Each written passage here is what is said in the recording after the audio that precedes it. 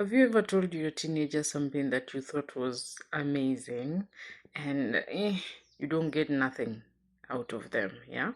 But then when one of their friends says the same thing, it's suddenly gospel truth. Hmm. Or maybe you've noticed that your child suddenly wants to spend more time with friends, they care intensely about what other people think, and they seem devastated when they are left out, yeah? So why are friendships so important during adolescence? Let's unpack it. Now, one thing we need to understand is that adolescence is about expanding beyond the family. When they're small kids, their whole world is the family because that's where they have been accustomed to socialize.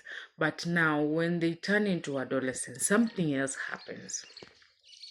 They feel that they want more independence, they want to explore, they value peer relationships, they are also now forming their identity, and then, of course, they want belonging somewhere outside the family. And now, this is where the distinction comes in, and your teenager is becoming more connected to their peers. Does not mean that they are less connected to you, not at all. Yeah, they're just expanding their social world. Maybe think about a child who comes home excited to tell you everything that happened on their day in school, and then when they get older, you're there, you're asking, how's it going? How has school been? They're like, it was good, nothing. And they just go chill. The conversations have moved to WhatsApp, the conversations have moved to Instagram, Roblox, wherever it is, or maybe even sleepovers, yeah, with their closest friends. So, what they are doing, they are building a world that isn't completely dependent on you as the parents, yeah. That is one thing. Belonging becomes very, very important to them. Essentially, what they are asking themselves is, where do I fit? They are looking at things of, am I liked? Am I accepted? Am I exciting? Where do I belong? Am I normal? Most of adults also ask this though. Who understands me? Who likes me? Yeah, and friendship often provides that answer for them. So for an adolescent to be excluded from a friendship group can feel much bigger than adults. Yeah, sometimes more than even us, how we understand it. Yeah, it would often translate into something like, nobody likes me. Yeah, because their social world now becomes a part of how they understand themselves.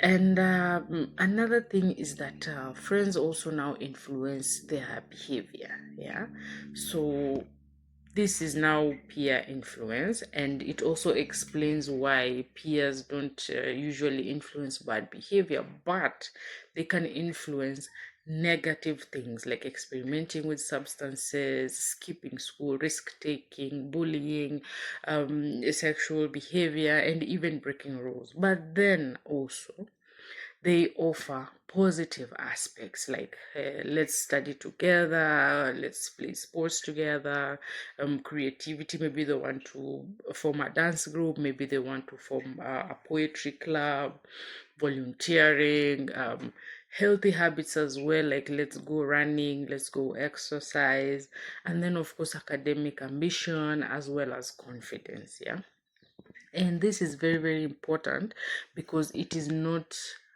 automatically just peer pressure, like how we've always been told, oh, those are bad friends and all. And of course, there are people that are like that, but experimentation for your child is part of their growth. Yeah. So the peer pressure can be, come, let's skip class, or it can be, come over, let's have a study session, you know. And then why does rejection hurt so much for them? Yeah, this is now where we're going deeper. So they become very, very sensitive to social acceptance, to rejection, to embarrassing moments, comparison, status, and reputation. Yeah, so being excluded can feel almost like physical pain to them. So imagine you back when you were 13 and discovering that your entire group of friends went somewhere. Maybe they went for like a shawarma or some chips or some ice cream, and you were not invited. Yeah, so as adults, we always say things like, don't, not invited, don't go. Not told, don't ask. But for them, it is very, very different because friends represent their entire social world. Yeah, I hope that helps you understand the distinction. So you might want to avoid things like, oh, you're overreacting. It's not helpful. Just be there for them, try to understand the hurt that they are experiencing, and also let them vent out to you. So what should parents and teachers do? So I'm putting it in two facets because that's where they spend most of their lives, either in school or at home. So we'll start with parents. Yeah, don't automatically attack their friends. Yeah, the old thing that we all know about, oh, that friend is a very bad friend, I don't want to see them here, I don't want to see you with them, just try to understand by asking relevant questions like, what do you like about being around this specific person?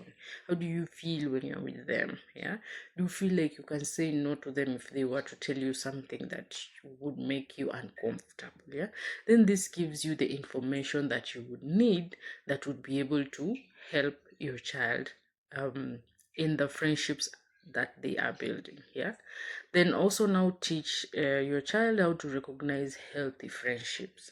So ask questions like, can you disagree with your friend and the friendship will still be good? um, do they respect your boundaries? Do you feel safe around them? Are you allowed to be yourself, or you have to now be somebody else? So this is much more useful than you telling them, I don't like that one, I like that one, that one is better than this one. Not very useful for their brains. Yeah, and then of course you want to make your home very emotionally safe. So if a teenager knows that at home whatever mistake they make is going to be a chaotic scene, there will be shouting, there will be humiliation, there will be punishing, there will be lectures. Yeah, they may naturally turn towards friends when they have an actual issue, when they are having a struggle. Yeah, because now it would be, I cannot talk to mom, I cannot talk to dad about something this difficult and still feel safe and still be safe. Yeah, so we want to make our homes emotionally safe for the children. And the bigger message is that your teenager doesn't need you to compete with their friends. Yeah, they need you to remain their safe space while they build relationships outside their families. So they go, they navigate, and they need to know when they come back home they are able to find the same amount of peace, the same amount of love. Nothing has changed. Yeah, your goal isn't to stop them from becoming influenced by their peers. It is almost impossible. Yeah, the goal is to help them become the kind of person who can make good decisions even when the peers are watching, even when you are not there, because eventually you will not always be hovering beside your child all the time. Yeah, at some point they will still have to make decisions, some easy, some hard. Yeah, but the values that you raised them with is what matters. Yeah, and is what will determine what decision they make. I hope that helps. So thank you so much.